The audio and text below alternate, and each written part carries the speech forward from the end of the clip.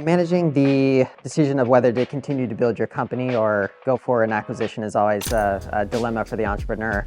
So I think there's a few considerations there for medtech companies. The first one is just understanding what you want as a entrepreneur. For me personally, I would look at how's my technology going to have the biggest kind of impact, and a lot of times that means continuing to build the company internally, because ultimately you care the most about your product. You've developed it usually from scratch, being an early stage company, and so it's hard to find another company that will care about that product as much as you. But at the same time, you don't have the scale of the larger companies as well. And so if you can find the right strategic match where they're really passionate about your product and it's a really good fit in terms of their own company's portfolio of products or an area, a new market that they're looking to get into, then it could be a really interesting way to help you accelerate the impact because of being able to leverage the greater resources and larger sales force of a larger medtech company. Another consideration is the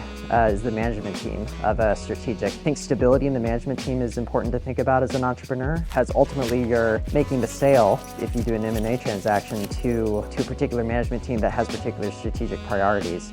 And there's a lot of management turnover. Those strategic priorities can change pretty quickly, and they might deprioritize your product. So, a management team that has, it's been there for a reasonable amount of time, and a company that has a track record of maintaining management longer term is something to definitely look for as an entrepreneur. And another point in the build versus buy to consider is the match within the company's sales force. And so oftentimes it could be challenging if, for example, a medtech company is mostly selling capital equipment and your product is more of a single-use or disposable. It's a different sale to the hospital, and that sales force have to be trained in order to sell to that different price point and that different sort of purchasing committee at the hospital. And the same is true vice versa. It could cause a lot of friction in that initial rollout process. Being conscious of what sort of products the strategic is used to selling and your product from a price point and from kind of a business model standpoint will make an easier fit in terms of the strategic